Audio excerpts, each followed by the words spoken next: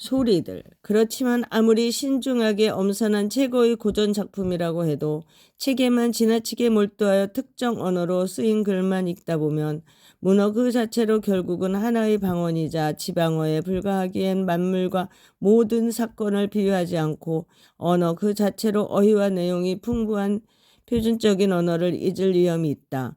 이러한 표준어는 다수가 발표되지만 인쇄까지 되는 경우는 거의 찾아보기 힘들다. 덧문을 없애버리고 나면 그 틈새로 새어들던 햇살도 어느새 기억에서 사라지는 법이니까 항상 경계를 늦추지 않는 태도를 취하는 것이 가장 좋은 훈련과 방법이다. 꼭 봐야 하는 것을 놓치지 않고 보는 훈련에 비하면 제 아무리 훌륭한 역사나 철학이나 시학에 대한 학회와 바람직한 공동체와 삶의 방식도 그다지 대단한 게 아니다. 한낱 독자나 학자에 그치고 싶은가 아니면 미래를 내다보는 사람이 되고 싶은가. 자신의 운명을 읽고 내 앞에 무엇이 있는지 똑똑히 보라. 그리고 미래를 향해 똑바로 나아가라. 콩고도 숲에서 처음 맞이하던 여름만 해도 나는 책을 읽지 않았고 대신 콩밭을 일구었다. 아니 때로는 밭을 일구는 것보다 보람찬 일을 하게 됐다. 내 눈앞에 펼쳐진 최고의 아름다운 순간을 머리와 손으로 하는 일에 뺏기고 싶지 않았기 때문이다. 나는 삶 속에 커다란 여백을 남기고 싶었다. 여름날 아침이면 언제나 그렇듯 몸을 씻고 햇살이 비추는 문가에 앉아서 해가 틀 때부터 해가 질 때까지 조용히 몽상에 잠기기도 했다. 소나무와 히커리, 온나무로 둘러싸인 상태에서 나지막이 들리는 새소리를 들으면서 그 누구의 방해도 없이 고요함과 적막함을 만끽할 수 있는 시간이었다. 그러다가 해가 서쪽 창문 아래로 떨어지거나 멀리 간선도로에서 여행자가 탄 마차 소리가 들리기라도 하면 그제야 시간이 꽤 흘렀음을 깨닫는 것이다. 당시 여름만 해도 옥수수가 하루가 다르게 쑥쑥 자랐다. 당시 만끽했던 몽상의 시간들은 손을 써서 일하는 것보다 훨씬 좋았다. 그 시간은 내 삶에서 그저 지워져 버리는 것이 아니라 평소 내가 사용할 수 있는 시간을 넘어서는 것이었다. 그제야 동양에서 명상과 묵상을 하는 이유를 깨달았다. 그 전까지만 해도 시간이 어떻게 흘러가든지 별로 신경을 쓰지 않았다. 마치 내 일을 덜어주려는 것처럼 하루가 순식간에 지나가 버렸다. 좀 전까지만 해도 아침이었는데 어느새 저녁이 되어 있는 거였다. 그 사이에 특별히 기억할 만한 일도 하지 못했는데 말이다. 새들이 온종일 노래를 부르는 것처럼 나는 내게 주어진 끝없는 행운에 조용히 미소를 지을 따름이었다. 참새가 집 앞 히커리 나무까지 앉아서 소리 높여 지저귀듯이 나 역시도 깔깔대며 웃거나 흥겨움을 억누르기는 했지만 어쩌면 참새도 내 웃음소리를 들었을지도 모를 일이다. 나의 하루하루는 이교도 신들의 이름이 붙은 날도 아니었고 그렇다고 해도 24시간을 촘촘하게 나뉘어 째깍째깍 흘러가는 시계소리에 쫓기는 날도 아니었다.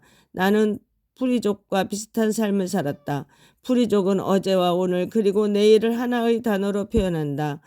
어제를 말할 때는 뒤를, 내일은 앞을, 지금 흘러가는 오늘을 말할 때는 머리 위를 가리켜 다양한 의미를 표현한다고 알려져 있다. 이러한 나의 삶이 동네 사람들 눈에는 굉장히 게으른 사람처럼 보였을 것이다. 하지만 새와 꽃들이 그들의 기준으로 나를 평가했다면 기준 이하로 치부되진 않았을 것이다. 우리는 내면에서 삶의 동기를 찾아내야 한다.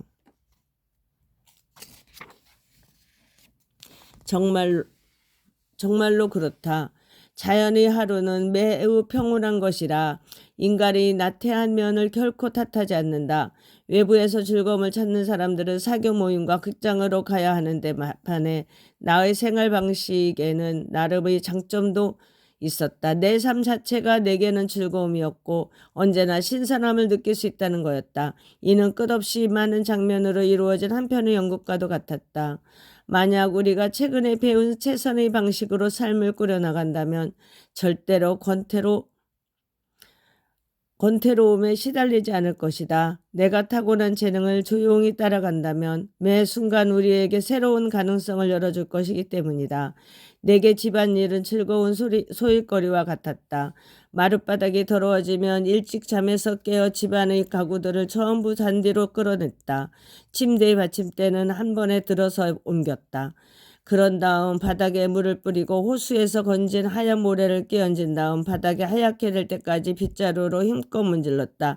그래서 마을 사람들이 아침 식사를 마칠 무렵이 되면 아침 햇살을 받은 마룻바닥이 뽀송뽀송하게 말라서 다시 집에 들어가 조용히 명상을 이어갈 수 있었다.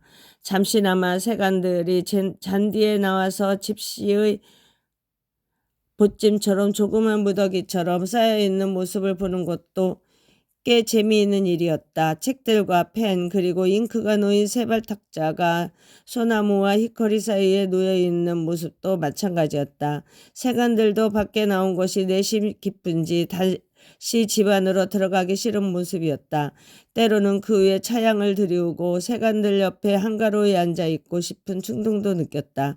따스한 햇살이 비추고 부드러운 바람이 불어와 세간들을 스치고 지나가는 소리를 듣는 것도 꽤 즐거운 일이었기 때문이다. 매일 보아 눈에 익숙한 물건들도 막상 밖에서 보면 다르게 보이는 법이다.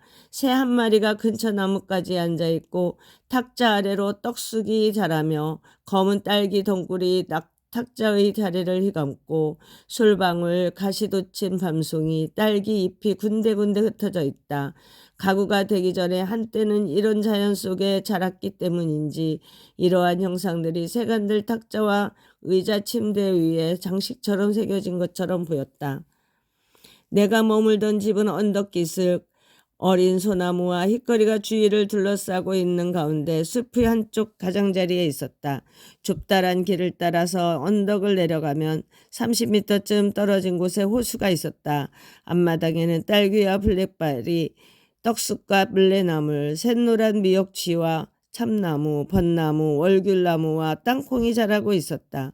5월 말이 될 즈음이면 벚나무의 짤막한 줄기에는 동그란 산 모양의 꽃이 만개하며 오솔길 양쪽을 화려하게 장식했다. 가을이 되면 그 짤막한 벚나무 줄기는 큼지막한 벚지의 무게를 이기지 못하고 사방으로 퍼지는 햇살처럼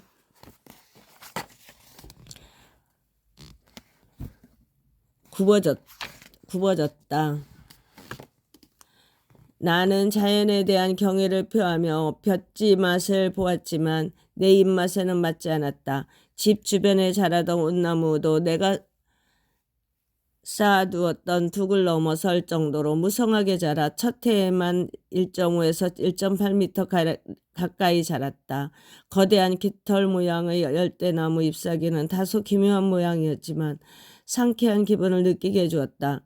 늦봄이 되자 시들어 죽은 줄만 알았던 마른 줄기에서 큼지막한 싹이 돋더니 마법을 부린 것처럼 지름이 2.5cm 가량으로 커지면서 푸르고 부드럽게 자라났다. 가끔은 창가에 앉아 있노라면 바람 하나 불지 않는 날에도 갓 자란 어린 가지가 무게를 이기지 못하고 부채가 바닥에 떨어지듯 툭 하고 내려앉는 소리가 들릴 때도 있었다.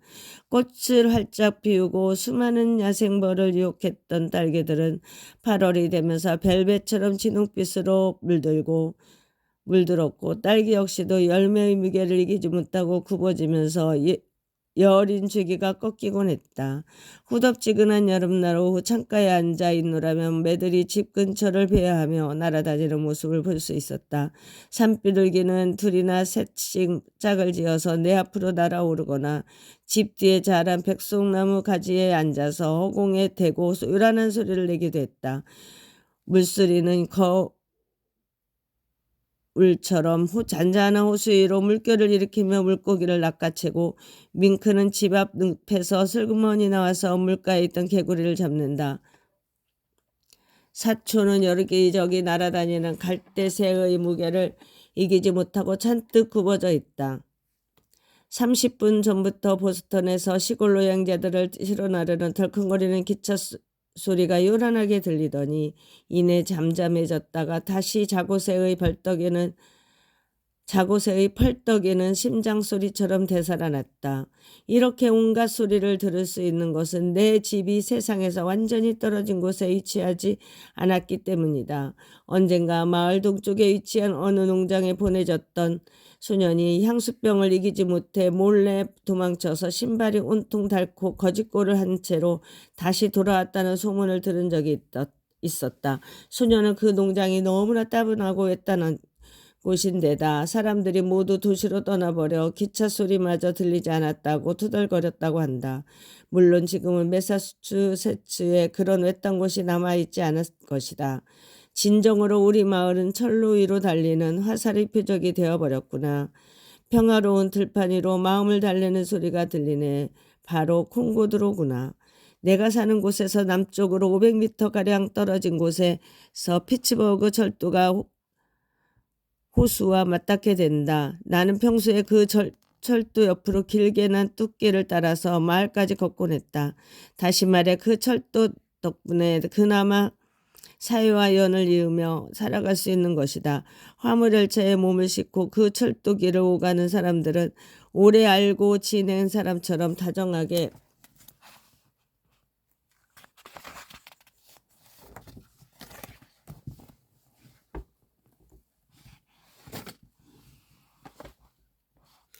인사를 건넨다. 워낙 자주 마주치기 때문에 나를 철도회사 직원으로 생각하는 모양인데 실은 맞는 말이나 나도 지구라는 궤도 어딘가에서 선로를 수리하며 살고 싶은 사람이니까.